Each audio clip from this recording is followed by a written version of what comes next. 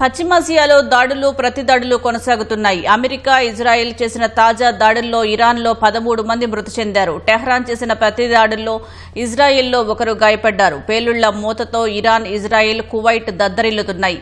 Hormuz తెరవాలని ఇరాన్కు ఇచ్చిన గడువును ట్రంప్ మరికొంత పెంచారు.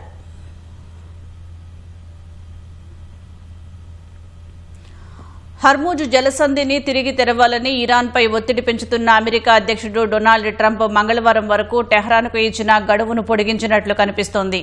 ఈ మేరకు ట్రంప్ తన ట్రూత్ సోషల్లో చేసిన పోస్టులో మంగళవారం రాత్రి 8 గంటలకు ఈస్టర్న్ టైం అని పేర్కొన్నారు. ఒక ఒప్పందం చేసుకోవాలని లేదా జలసంధిని తెరవాలని తన గడువును గుర్తు చేస్తూ మంగళవారం హెచ్చరించిన కాసేపటికే ఈ పోస్టును పెట్టారు.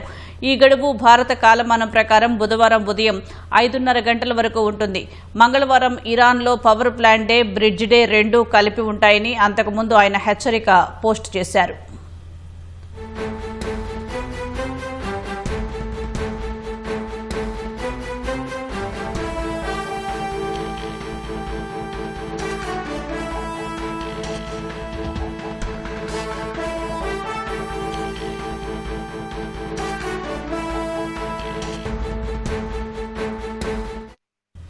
ఈ తెల్లవారుజాము నుంచే ఇరాన్పై అమెరికా, ఇజ్రాయెల్ కలిసి దాడులు చేస్తున్నాయి. దాదాపు 12 నగరాలపై దాడులు జరుగుతున్నట్లు స్థానిక మీడియా తెలిపింది.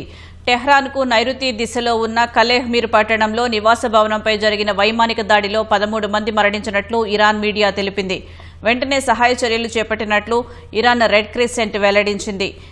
బహరిస్తాన్ రాష్ట్ర గవర్నర్ కూడా ఈ దాడిని ధృవీకరించారు. భవనం శిథిలాలు తొలగిస్తున్నట్లు చెప్పారు.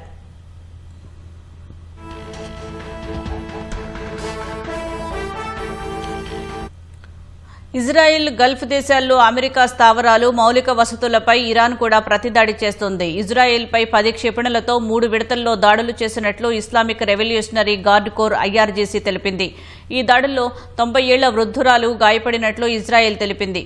తమ వైపు దూసుకువచ్చిన క్షిపణులు, డ్రోన్లు కూల్చివేస్తున్నట్లు కువైట్ సైన్యం వెల్లడించింది. భద్రతా సూచనలు పాటించాలని తమ పౌరులను కోరింది.